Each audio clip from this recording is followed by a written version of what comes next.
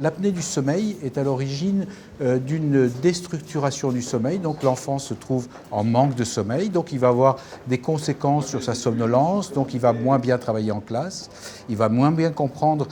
ses